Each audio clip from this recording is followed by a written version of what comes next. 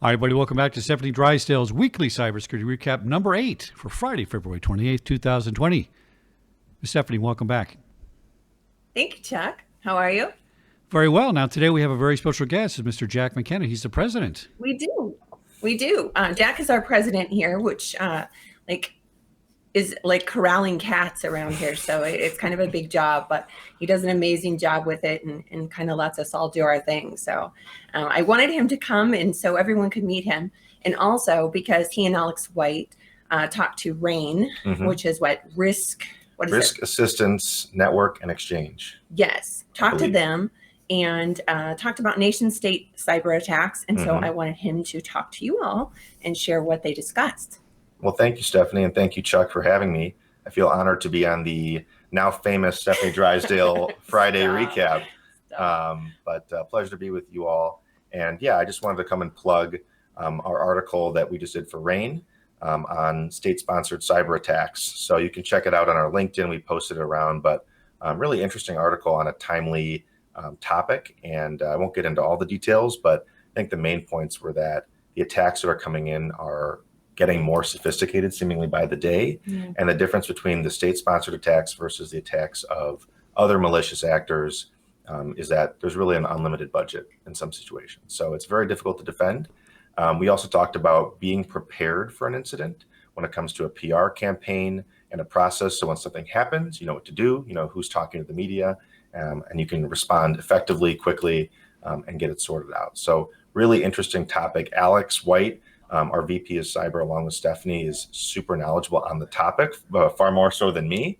But it's an interesting article, and I think there's a lot more to discuss than what was in the article. So you're in good hands with Alex as well as Stefanie. Well, this is really interesting because I just read that over the last 2 years, the old-fashioned physical terrorist attack down 50%. 50%. They're switching to cyber. This is where the world's going. Sure. It could be just cheaper to do it that way too, and you can cause more damage, unfortunately. They're targeting utilities companies, critical infrastructure outside of just the typical targets that you might expect. So very difficult challenge, but people are coming around to it now. Spear phishing is a more targeted attack, so they're going to send it to a specific person. Much like the Barbara Corcoran story this week about her admin wiring over $300,000 to some German bank account. It's really about understanding the processes and policies that are put in place, making sure that people are adhering to them, so that when an email does come in that seems legit or looks legit, we're not just automatically sending and wiring money to people that we don't know. With Summer Olympics on the horizon for this summer, cyber attacks are predicted to go up related to that.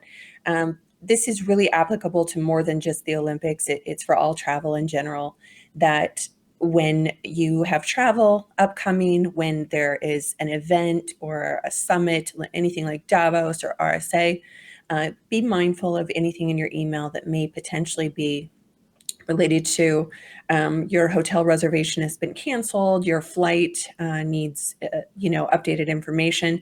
Always go back to the source. Don't click. It may seem and look completely legitimate, but you want to make sure that you're not being targeted because of your attendance at an event, or just that so many people are involved in that event that it's really easy to get people to click. CNET had an article this week on locking down your Amazon account. If you think about all the information that's in your Amazon account, everything from your name and address, saved credit cards, your wish list, people that you've perhaps shipped presents or other things to, really important that that information is secure. So make sure you catch that article and just do a once over on your settings on accounts like Amazon or even any other accounts. Article this week highlighted Airbnb surveillance. This is kind of a newer controversial topic. Obviously, the homeowners have had some issues with some people disrupting neighbors or destroying property. This is meant to protect everybody, but if you're not aware that you're being surveilled when you are staying someplace, that's the problem. Make sure you read the fine print when you reserve an Airbnb to know whether or not your property that you're staying at is one that does have any specific surveillance. It could just be, noise levels or things like that that might be problematic for neighbors. But just be aware that they could be recording noise levels, not necessarily voices. PayPal accounts lately have been scanned just for different payment purposes with a virtual credit card that sits in between the merchant and PayPal. Make sure that you're keeping an eye on your transactions and that all of them are truly authorized by you. And let PayPal know as soon as possible if something looks suspicious on your end. This week, we brought up the topic of cyber fatigue. That's basically when you feel overwhelmed by all of the cyber risk and noise and everything related to it. I think we all experience this to a small degree, but your cyber teams, your IT teams, any of the CISOs, department, they're going to experience this more than anything. This is another really important reason that all of us need to stay educated and aware so that we're not making their job harder with, endless alerts and endless, confusion as it relates to good practice for cyber and making sure that we're keeping the organization safe. This week, we learned how to lock down our Google accounts. Really important. If you think about all the things that your Google accounts touch, it could be your maps, it could be your websites, it could be permissions, it could be everything on your computer really can go through Google if you're really into it and if you sync it up. So locking down those accounts are really important. The warning I thought was really helpful on the page was to tell everybody to give themselves plenty of time to do that and to be able to access all of your devices at the same time, because it's basically going to lock you out of all of your devices while you sync them all up under the new security protocol. So very helpful. This can be done for people who perhaps are worried about government surveillance or free speech, but also just for everyone, this is getting to be good practice. It can be a little overkill, admittedly, but really helpful. And I think you'd be glad once you have it done.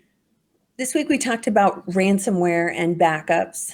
We want to make sure that companies understand that if everything is synced to the cloud, even though you may be creating backups, that doesn't necessarily mean that the ransomware and the encryption that the hackers have put on your computers have transferred over to the cloud.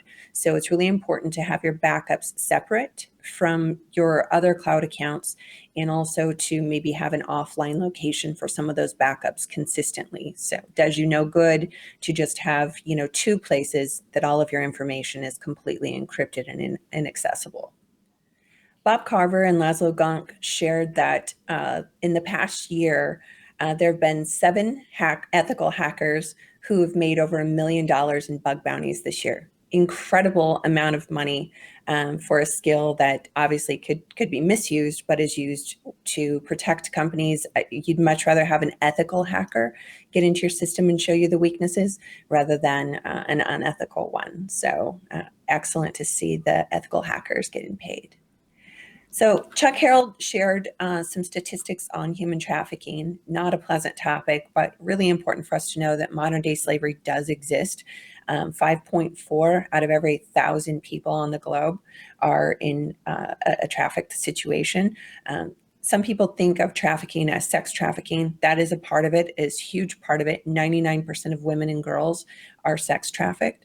But also, there's trafficking for labor, right? So sometimes those massage parlors, nail salons, other types of situations, nannies or other employees are sometimes not paid, not allowed to come and go. That those could be considered, a situation that's not necessarily consensual. So really important to get behind organizations. I love Deliver Fund. So get behind those guys and make sure that we're supporting the good work that they do to try to get rid of this. We don't need any slavery on the planet ever again. It shouldn't exist. So this is everyone's problem. So that's what I have for you this week. Feel free to follow me on LinkedIn, LinkedIn/Stefanie Drysdale, or YouTube or any of the other, social media platforms. Feel free to drop questions and I'll do my best to answer them. And we'll look forward to seeing y'all next week.